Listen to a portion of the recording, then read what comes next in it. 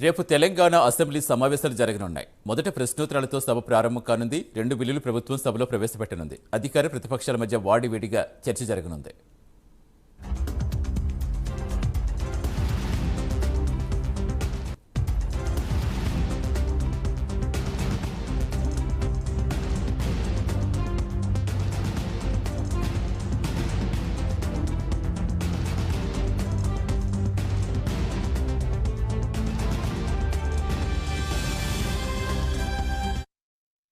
పూర్తి సమాచారం ఇచ్చేందుకు మా కరెస్పాండెంట్ చందు జరుగుతున్నారు. చందు, సో రేపటి నుంచి ప్రారంభమయ్యే అసెంబ్లీ సమావేశాలు ఏ విధంగా జరిగే అవకాశం ఉంది? ఎలాంటి వ్యూహ ప్రతివ్యూహాలతో అధికార ప్రతిపక్షాలు సిద్ధమవుతున్నాయి? సతీష్, అసెంబ్లీ సమావేశాలు రేపు ఉదయం 10 గంటల నుంచి ప్రారంభం కానున్నాయి. అయితే ఈ సమావేశాలు మాత్రం వాడివేడిగా జరిగే అవకాశం అయితే మనకు చాలా స్పష్టంగా కనిపిస్తోంది.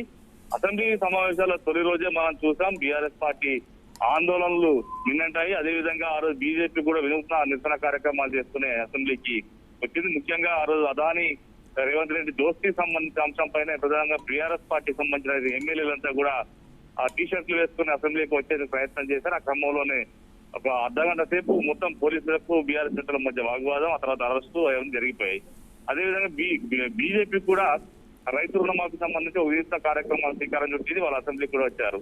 ఈ క్రమంలో రేపు జరగబోయే అసెంబ్లీ సమావేశాలకు కూడా అటు బీజేపీ ఇటు బీఆర్ఎస్ పార్టీ కూడా వ్యూహాలతోనే అసెంబ్లీలోకి రాబోతున్నాయి. రేపు కూడా ఏదో ఒక ఆందోళన కార్యక్రమం చేపట్టాలని కూడా బీఆర్ఎస్ భావిస్తున్నట్టుగా కూడా మనకు తెలుస్తోంది. ఇక మరోవైపు అధికార పక్షం కూడా అదే స్థాయిలో ధీటుగా ప్రతిపక్షాలను ఎదుర్కోవాలని కూడా భావిస్తోంది. ముఖ్యంగా అసెంబ్లీలో రేపు క్వశ్చన్ అవర్ కూడా ఉండబోతుంది. క్వశ్చన్ అవర్ లో చాలా ఇంపార్టెంట్ క్వశ్చన్లు కూడా ఉన్నాయి. ముఖ్యంగా బీఆర్ఎస్ పార్టీకి సంబంధించినటువంటి ఎమ్మెల్యేలు హరీష్ రావు, అదేవిధంగా వివేకానంద లాంటి నేతలు కొన్ని క్వశ్చన్లు ఇచ్చారు బెల్ట్ షాప్ లకు సంబంధించి. ఈ అంశాలపై మాత్రం వాడివేడిగా చర్చ జరిగే అవకాశం కనిపిస్తా ఉంది. ఇక మరోవైపు ఈసారి అసెంబ్లీ సమావేశాల్లో పలు కీలక బిల్లులను కూడా తీసుకొస్తున్నారు. ముఖ్యంగా 6 చట్టాన్ని కూడా తీసుకొస్తున్నారు. ఈ క్రమంలో ఈ పంచాయతీరాజ్ చట్ట సవరణ కూడా చేయబోతున్నారు. ఈ క్రమంలో చాలా 5 బిల్లులు కూడా తీసుకురాబోతున్న నేపథ్యంలో ఖచ్చితంగా అటు విపక్షాల నుంచి ప్రభుత్వానికి గట్టిగానే ఎదురు దెబ్బతగిలే అవకాశాలు కూడా మనకు కనిపిస్తాయి. ఎందుకంటే గతంలో మనం చూసాం అసెంబ్లీ సమావేశాల్లో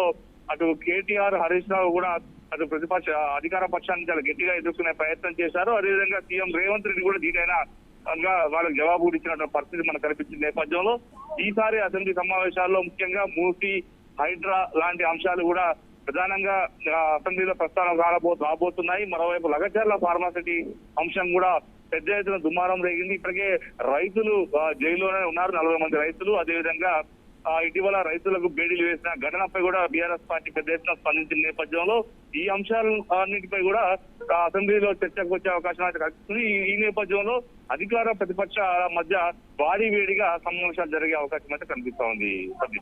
రైట్, థ్యాంక్ యూ చందు.